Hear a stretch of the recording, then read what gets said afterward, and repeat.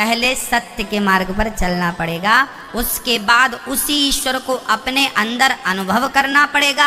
जब ये दो काम कर लेंगे तो तीसरा अपने आप हो जाएगा। क्या मिलेगा फिर आपको? क्या मिलेगा? आनंद। अभी आपने अपने भीतर ईश्वर का अनुभव नहीं किया, खोजा नहीं उसे।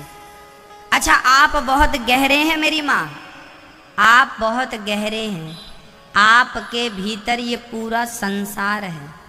आपने बाहर तो बहुत कुछ देख लिया, बाहर तो बहुत कुछ ढूंढ लिया, पर अभी अंदर देखना और अंदर ढूंढना भी बाकी है। बाहर देख लिया सो देख लिया, अब थोड़ा आंख बंद करके अपने भीतर देख लो कि भीतर क्या है। शांति बाहर नहीं मेरी माँ। यदि हमने बाहर दिया जला दिया और कोई आंखें, किसी की आंखें फूटी हो, तो उसके आंखें जिसकी फूटी हो उसके सामने 10 दिए जला दो, 100 दिए जला दो, तो कोई अर्थ है? अंधे के सामने आप सूर्य भगवान को लाकर खड़ा कर दो तो कोई अर्थ है ना मेरी माँ। अंधे के सामने 1000 दीपक भी बेकार हैं, और जिसके भीतर एक दीपक जल गया, जिसकी आंखें जाग गईं, देखने लगी, वो अंधकार में भी अपना मार्ग ढूंढ ही लेता है, जिसकी चेतना जाग जाती है। बस मेरी माँ, आप अंधे ना बने। अच्छा बताओ, अंधा किसे कहते हैं? जिनकी आंखें फूट गई वो, या जिनका विवेक और बुद्धि फूट गई वो? जिनकी आंखें हैं वही लोग बड़े अंधे हैं। हाँ या ना? उदाहरण देता हूं। आज हमने एक अखबार पढ़ा, यूपी में 15 दिन पहले एक घटना घट गई उत्तर प्रदेश में। सुनना, 15 दिन पुराना अखबार आज हमने पढ़ा। यूपी के किसी शहर का वो अखबार था। उस अखबार में आया था कि बहू और बेटे ने अपनी माँ को इतना टॉर्चर किया, अपने बाप को इतना टॉर्चर किया कि माँ बाप जहर खा के मर गए। बेटे ने खुद की औलाद, जिसके लिए रोते हो ना भगवान बेटा दे दे बेटा दे दे, उसी बेटा ने अपनी माँ को और उसी बहू ने अपनी सास को इतना परेशान किया कि दोनों बुढ़ा बुढ़ी जहर खाने पर मजबूर हो गए, मजबूर हो गए, मर गए। इससे क्या देखा हमने, क्या सीखा हमने? कि उन बच्चों के आंख थी, फिर भी उन्हें अपने मां की वेदना दिखाई पड़ी क्या? मां का दर्द दिखाई पड़ा क्या? माँ बाप की चीख और पुकार सुनाई पड़ी क्या? अंधे वो नहीं होते मेरी माँ जिनकी आंखें फूटी होती हैं। अंधे वो होते हैं जिनकी दोनों आंखें सलामत हैं, फिर भी उन्हें किसी का दर्द दिखाई नहीं पड़ता। यही अंधे लोग। ये अंधे बहुत खतरनाक अंधे हैं। ये उन अंधों से खतरनाक हैं जिनकी आंखें फूट गई हैं।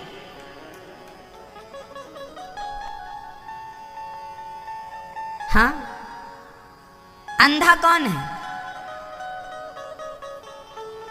16 दिसंबर की रात दामिनी के साथ बलात्कार करने वाले क्या अंधे थे? उनकी आंखें थी ना? थी कि नहीं? थी उनकी आंखें, फिर भी उन्होंने उस लड़की के साथ बलात्कार किया कि नहीं?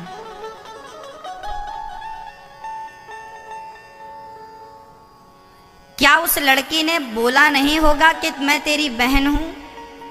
क्या उन्हें सुनाई पड़ा? बहरे थे वो। क्या उन्हें दिखाई नहीं पड़ा कि ये भी हमारी भी, उनमें भी किसी की बहन शायद इतनी ही उम्र की रही हो? उन बलात्कारियों की बहन भी तो शायद इसी उम्र की रही हो, किसी की बहन तो रही होगी ना? तो क्या उन्हें उस लड़की में अपनी बहन नजर आई? नहीं ना। तो आप क्या कहेंगे, अंधे कौन लोग हैं?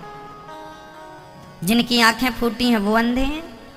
मेरी माँ, अंधे वो नहीं हैं जिनकी आंखें फूट गई हैं, अंधे वो हैं जिनकी दोनों आंखें हैं, फिर भी उन्हें सच नजर नहीं आ रहा।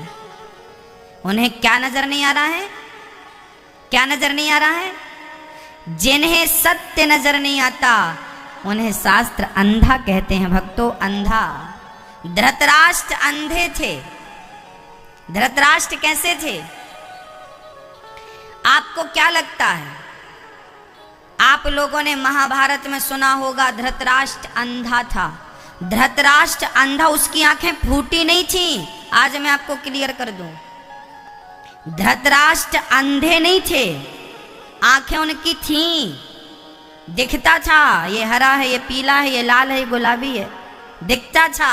फिर भी धृतराष्ट्र को अंधा क्यों कहा गया? इसलिए अंधा कहा गया कि धृतराष्ट्र जिस सभा में राजा बनकर बैठे थे उसी सभा में एक नारी के कपड़े उतारे जा रहे थे। आप जिस दरबार में बैठे हो वहां आपकी बहू को निर्वस्त्र किया जा रहा होगा तो जमाना तुम्हें क्या आंख वाला कहेगी? सदियां गुजर गईं, हम धृतराष्ट्र को अंधा कह रहे हैं। धृतराष्ट्र अंधे नहीं थे, आंखें थी हमारी और आपकी तरह, पर वो राजा धृतराष्ट्र राज सिंहासन पर बैठा था और धृतराष्ट्र के सामने उनका बेटा दुर्योधन अपनी भाभी को निर्वस्त्र कर रहा था कि नहीं? दुशासन खींच रहा था ना साड़ी।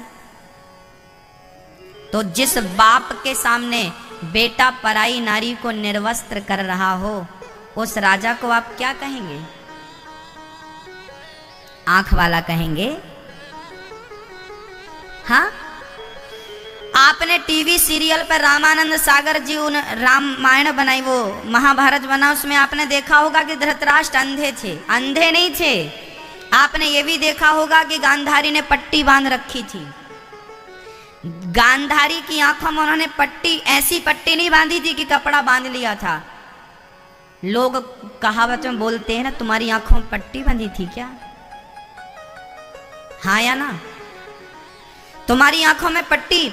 अरे गांधारी माँ सुन रही हो ना आप? मैं आपसे कह रहा हूं, तुम्हारे 100 बेटे आताताई थे।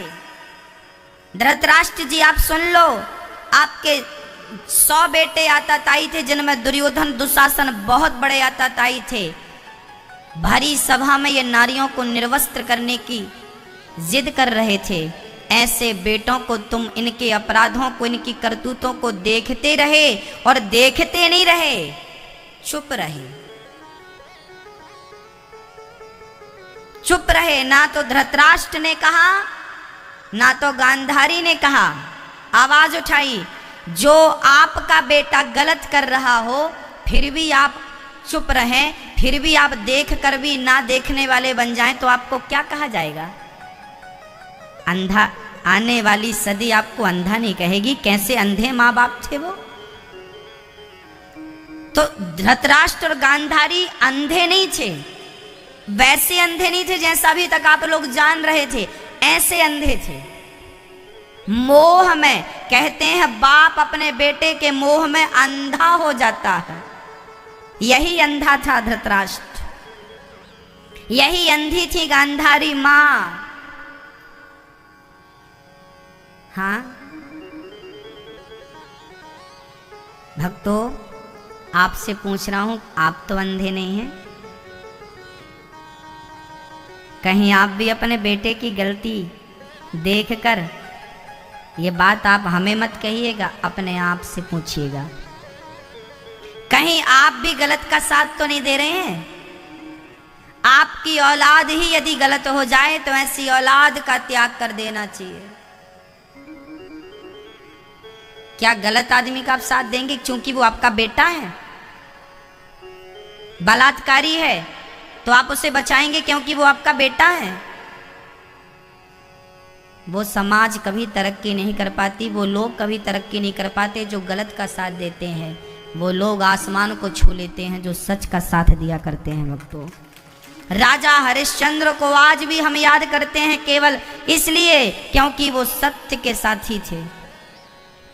और सत्य के लिए राजा हरिश्चंद्र बाजार में बिक गए, पत्नी बिक गई, बेटा रोहित बिक गया, खुद का मूल्य लगाया।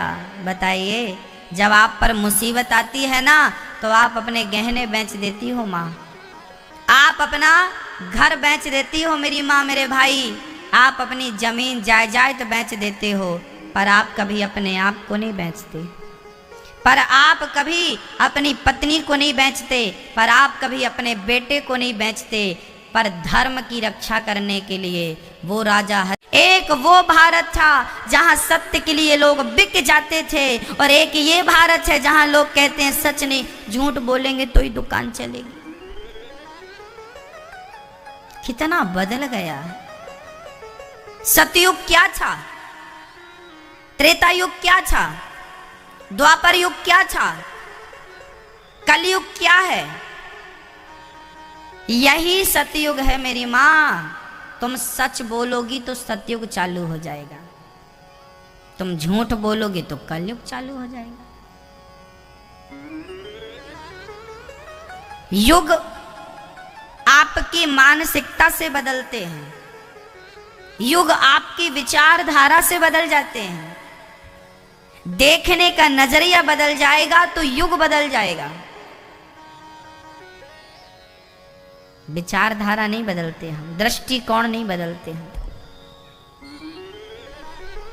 आज तक हम धृतराष्ट्र और गांधारी को सुनते रहे कि ये अंधे हैं, ये अंधे हैं, पर किस प्रकार के अंधे हैं उस अंधेपन पे कभी विचार नहीं कर पाए।